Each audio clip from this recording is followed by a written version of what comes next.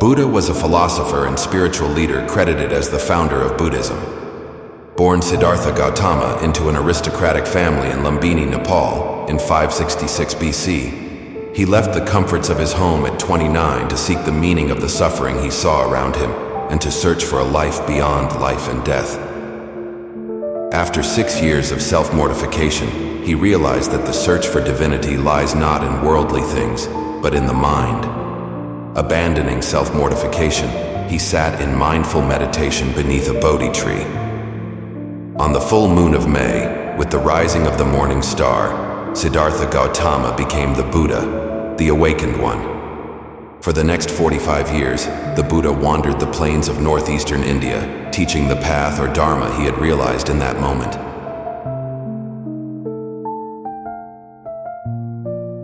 The teachings of Buddha revolve around dukkha, which means suffering, and the end of dukkha, which is regarded as the state of nirvana. The philosophy's most essential teachings include the 3 marks of existence, which are 1. Anicca, which mean life is in constant flux. 2. Dukkha, which mean life is painful and causes suffering. 3. Anatta, which mean the self is always changing. After gaining enlightenment, the Buddha traveled to Sarnath in the present-day district of Varanasi, where he met with 5 monks he had previously practiced with and gave his first sermon on the 4 Noble Truths. These truths are the foundational tenets of Buddhism, sparking awareness of suffering as the nature of existence, its cause, and how to live without it. In this video, we are going to talk about dukkha, the 2nd mark of existence, to better understand the suffering that we all go through and how we can use these 4 noble truths to deal with suffering in our modern-day life. The 4 noble truths are as follows. 1. The truth of dukkha. Buddha said, "What is the noble truth of suffering? Birth is suffering, aging is suffering, sickness is suffering, dissociation from a loved one is suffering, not getting what one wants is suffering." In short, the 5 categories affected by clinging are suffering. Dukkha means suffering. According to the Buddha, all life involves inevitable, unavoidable suffering. This suffering can be in the form of pain, illness, or trauma, such as a broken arm, stomach flu, or a terminal disease diagnosis. Even childbirth, supposed to be a joyful occasion, involves physical discomfort for both mother and baby. He also speaks about milder, but common forms of discomfort, like long hours of work, feeling let down by a partner, and mental tensions like restlessness, unease, or fear of aging. While acknowledging the joy in life, the Buddha highlights that suffering is a natural part of existence.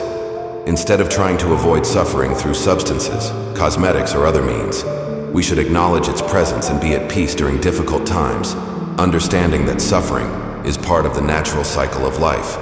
2. The truth of samudaya. According to the Buddha, the origin of suffering as a noble truth is this. It is the craving that produces renewal of being accompanied by enjoyment and lust, and enjoying this and that. In other words, craving for sensual desires, craving for being, craving for non-being. The 2nd noble truth, samudaya, refers to the cause of suffering. Buddha teaches that we suffer not because of external events, but because of our mental state. The root causes of suffering are the 3 poisons: craving, desire, greed, aversion, hatred, and ignorance, delusion. Craving can be for sensory pleasures, to be something we are not, or to avoid pain. These poisons feed off each other, creating a cycle of suffering. By cultivating generosity, loving kindness, and wisdom, we can liberate ourselves from this cycle and reach nirvana. 3. The truth of nirodha. In the words of the Buddha, the noble truth of the cessation of suffering is this. It is the complete cessation of that very craving, giving it up, renouncing it, emancipating oneself from it, detaching oneself from it. The 3rd noble truth, nirodha, refers to the cessation of craving and, consequently, suffering. This cessation comes from understanding that cravings are not true reality, but fantasies that exaggerate reality. To end suffering, we must recognize our cravings and let them go. This requires a mental state that understands the relationship between craving and suffering, allowing us to let go of desires and build an attitude of calmness and peacefulness.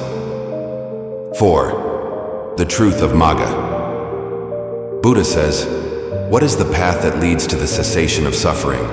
It is the Noble Eightfold Path, which consists of right view, right thought, right speech, right action, right livelihood, right effort, right mindfulness, and right contemplation." The fourth noble truth, Magga, means the path, specifically the middle way between luxury and extreme poverty. The Eightfold Path, divided into 3 disciplines, prajna, wisdom, sila, ethical conduct, and samadhi, mental discipline, leads to the cessation of suffering. The path involves practicing right view, intention, speech, action, livelihood, effort, mindfulness, and concentration, promoting a balanced, sustainable lifestyle. By controlling our body, speech, and mind in ways that help rather than harm others, we can achieve true happiness and end suffering. If you enjoyed this video, please check out our full Philosophies for Life playlist and subscribe for more videos on finding success and happiness using ancient philosophical wisdom. Thank you for watching.